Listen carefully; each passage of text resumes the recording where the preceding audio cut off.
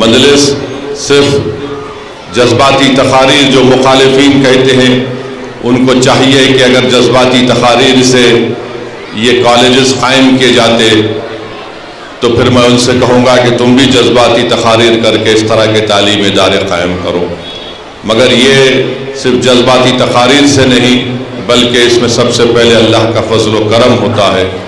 نبی کریم صلی اللہ علیہ وسلم کا صدقہ ہے کہ اللہ نے مجلس اتحاد المسلمین کے مرحوم قائد سلطان صلاح الدین اویسی کی قیادت میں یہ تعلیمی ادارے اور ایجوکیشن اسکیم کا قیام عمل میں لایا گیا۔ یہ کام مجلس کر رہی ہے۔ آج آپ دیکھتے ہیں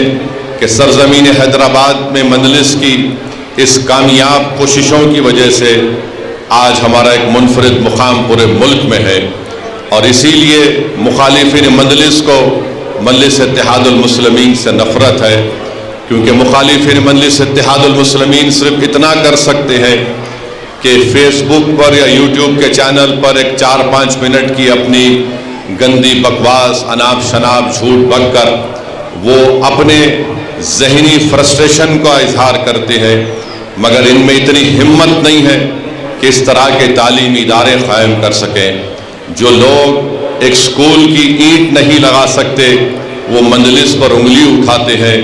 تو اس سے خود اندازہ لگائیے کہ ان کی سوچ اور فکر میں کتنی گراوٹ ہے۔ بہرحال مخالفین اور یہ تمام منافقین ہمیشہ تھے اور ہمیشہ رہیں گے،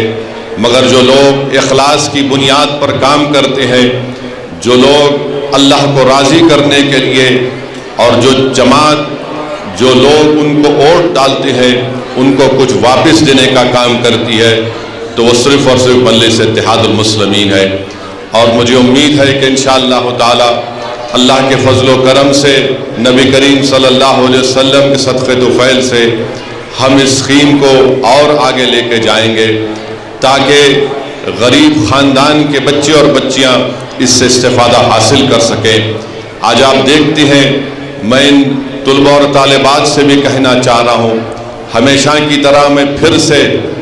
ہماری بیٹیوں کے اور ان بچیوں کے والدین سے، ان کے ذمہ داروں سے اپیل کر رہا ہوں کہ آپ،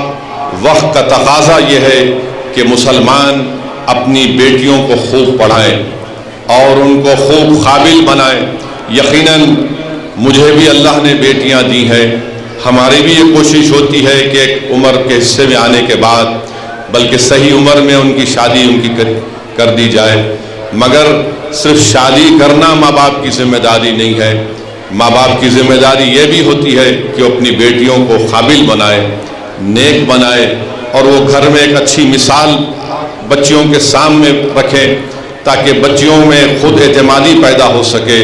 اور ان کو تعلیم کے زیور سے آراستہ کر کر اس کے بعد ان کو آپ اپنے گھر سے رخصت کریے، کیونکہ یاد رکھیے کسی قوم کی ترقی کا راز اس کی خواتین ہوتی ہیں۔ اگر وہ خواتین پڑھی لکھی ہوں گی، اور خاص طور سے جس گھر میں ہماری بچیاں پرورش پاتی ہیں، اس گھر کے ماں باپ کو ایک بہت بڑی ذمہ داری ان پر یہ ہوتی ہے کہ وہ صرف ماں باپ نہیں بلکہ ایک رول ماڈل ہوتے ہیں۔ یہ بچیاں اگر دیکھتی ہیں کہ کس طرح سے ان کے والد ان کی ماں سے برتاؤ کرتا ہے، یہ بچیاں اگر دیکھتی ہیں کس طرح سے ان کی ماں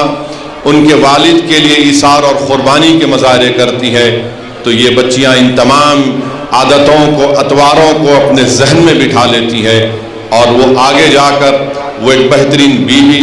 ایک بہترین انسان اور ایک بہترین ماں بنتی ہے۔ تو میری آپ تمام سے گزارش ہے کہ ہم کو یہ کوشش کرنی چاہیے، نہ صرف سرزمین دکن میں بلکہ مہاراشٹرا ہو، اتر پردیش ہو، پورا ملک ہو، مسلمانوں کو اپنی بیٹیوں کو اپنی خوب پڑھانے کی کوشش کرنی چاہیے، ان کو طاقتور بنانا چاہیے، کیونکہ آج جو معاشرہ ہے،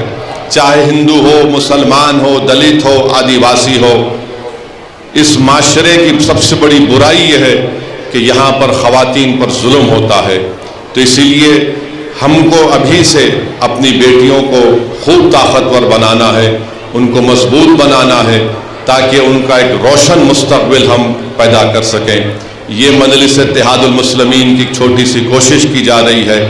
اور اس ٹرسٹ میں جو لوگ تعاون کرتے ہیں، میں ان کا بھی شکر گزار ہوں۔ یہ مجلس کے کارنامے ہیں. اور آپ جانتے ہیں کہ پارلیمنٹ کے اندر،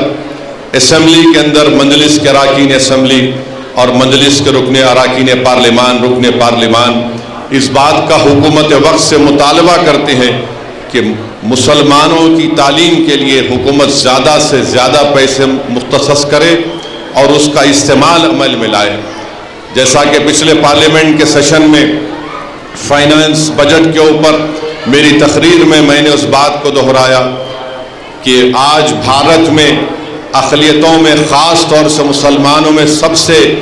الٹریسی اگر سب سے زیادہ ہے ناخوانگی تو مسلم خواتین میں ہے.